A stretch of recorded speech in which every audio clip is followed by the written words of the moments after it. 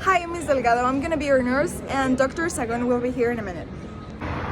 Hello, I'm Dr. Sagun, and I'm very well known for finding types of diseases on young women. So I received the result from your test, and sadly, you have syphilis. It went positive on the test. I'm sorry about that. Triste. Oh my god, now everything makes sense. So 3 months ago I got divorced because my husband cheated on me. How long ago do you think you contracted syphilis? Do you remember why you felt? A month later, I've started to get the symptoms. Infection, sores, and skin rash. No. What a jerk. I always told you he was bad for you. Stress. Okay, so doctor, what can we do about it? Alright, so since we got it kind of early, we can offer you just a penicillin shot, and that may help with it. Thank you for coming. Hope you get better. So the way of contagion, in most cases, syphilis is transmitted by person-to-person sexual contact with a syphilitic sore, but it can also be spread congenitally. And in very rare cases, syphilis was reported to be acquiesced through the blood or by organ donations, but it can also be transmitted to your children. So if you're pregnant and you have this infection, you can transmit it to your unborn children. So next we're gonna talk about the symptoms. You could get fever, swollen lymph nodes, sore throat, headaches, patchy hair loss, muscle aches, fatigue, weight loss, among others.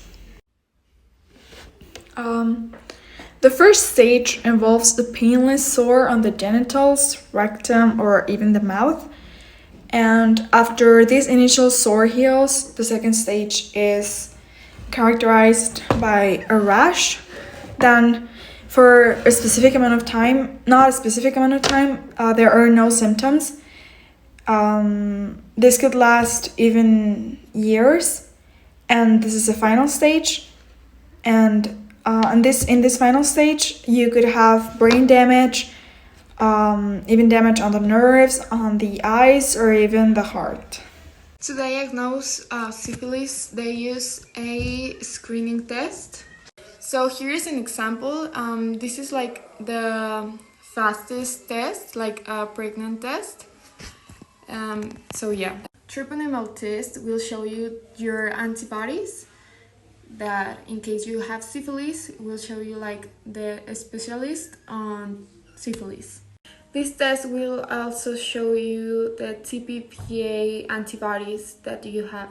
But also we can say that syphilis is very difficult to detect because you have to do like so many blood tests before you can really say you have syphilis. Characteristics of syphilis. In addition to rashes, signs and symptoms of secondary syphilis may include fever, swollen lymph nodes, sore throat, patchy hair loss, headaches, weight loss, muscle aches, and fatigue. The estimated lifetime of someone with syphilis is shown that syphilis was associated with an increased mortality rate up to 20%, a loss of life expectancy at 12 years of follow-up in the Tuskegee study made in 1946, and a probability of death as a result of syphilis of 17.1% for women and 8% for men after 40 years of the infection. So for treatments, there's this injection called Benzathine Penicillin G, which can cure stages of syphilis, but this only includes primary, secondary, and early latent syphilis. Experts usually recommend 3 doses of this injection, and this can be treated by weekly intervals. And this treatment will only cure the infection and prevent further damage, but will not cure previous damage that was already done. Okay, so now up to prevention.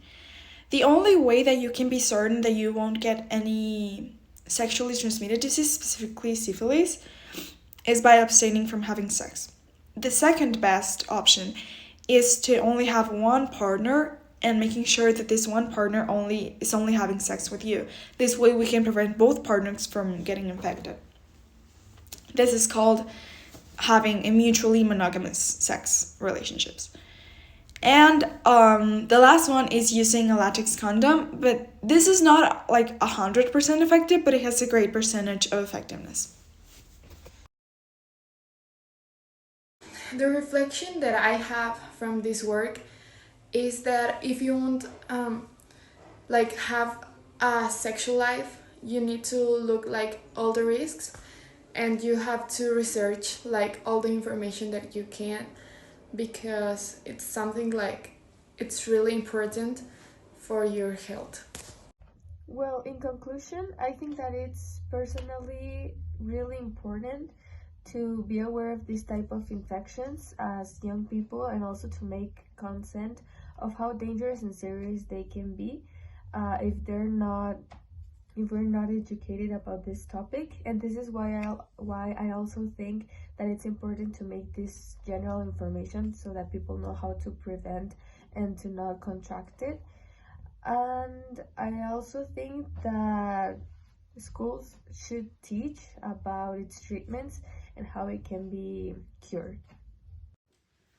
Okay, so now as a reflection, we must make sure that once we start having sex, we should have only one partner and not multiple partners to prevent getting infected from this disease, and from any disease actually. And we should take care not only of the other person but also of ourselves.